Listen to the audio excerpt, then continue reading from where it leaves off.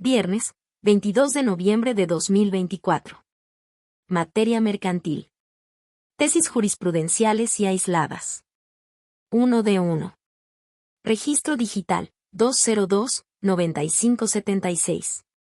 Tipo, jurisprudencia. Remate en el juicio ejecutivo mercantil. La vigencia del avalúo de los bienes embargados puede determinarse conforme lo dispuesto en la legislación procesal civil local aplicada supletoriamente al Código de Comercio. Legislación procesal civil de los estados de Puebla y Baja California. Hechos. 2 tribunales colegiados de circuito analizaron juicios ejecutivos mercantiles en los que, con circunstancias similares, llegaron a conclusiones opuestas sobre la supletoriedad de la legislación procesal civil al Código de Comercio, respecto de la vigencia del avalúo de los bienes embargados en el procedimiento de remate.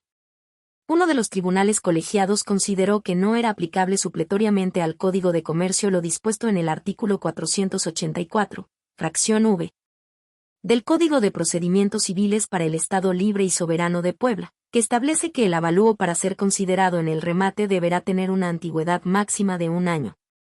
Porque ello implicaba adicionar un requisito a lo regulado en la señalada legislación mercantil.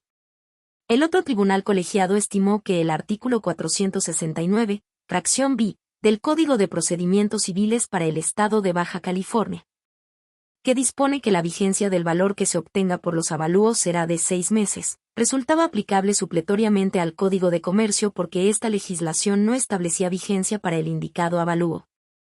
Criterio jurídico. La primera sala de la Suprema Corte de Justicia de la Nación determina que, para el remate de los bienes embargados en juicios ejecutivos mercantiles, resulta aplicable supletoriamente al Código de Comercio el plazo de vigencia que respecto de los avalúos establece la legislación procesal civil de la entidad federativa de que se trate. Toda vez que el Código Federal de Procedimientos Civiles no establece una temporalidad de vigencia para los indicados avalúos. Así, resulta aplicable supletoriamente al Código de Comercio, según el caso, lo previsto en el artículo 484, fracción v, del Código de Procedimientos Civiles para el Estado Libre y Soberano de Puebla, que establece que el avalúo para ser considerado en el remate deberá tener una antigüedad máxima de 1 año. Así como lo dispuesto en el artículo 469, fracción b, del Código de Procedimientos Civiles para el Estado de Baja California, que dispone que la vigencia del valor que se obtenga por los avalúos será de 6 meses. Justificación. El objeto del juicio ejecutivo mercantil es hacer efectivo un derecho que ya se encuentra consignado en un título.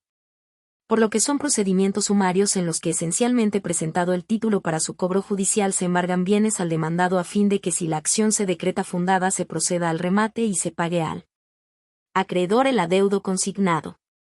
En ese contexto, la vigencia del avalúo de los bienes tiene un papel primordial porque el hecho de que el remate se lleve a cabo conforme a un precio actualizado garantiza derechos tanto del ejecutante como del ejecutado. Pues al primero interesa que los bienes sean suficientes para garantizar el pago de su crédito y al segundo que su propiedad embargada resulte idónea para liberarse de la deuda con el producto de la venta. Por tanto, al ser omiso el Código de Comercio en cuanto a establecer una vigencia idónea y eficaz del avalúo, para los casos en que por circunstancias extraordinarias no se logre cumplir con la celeridad que normativamente caracteriza al juicio ejecutivo mercantil, resulta procedente la aplicación supletoria de la legislación procesal civil local en la que se precise un término prudente para considerar actual el avalúo y que el remate se lleve a cabo conforme a un valor real del bien.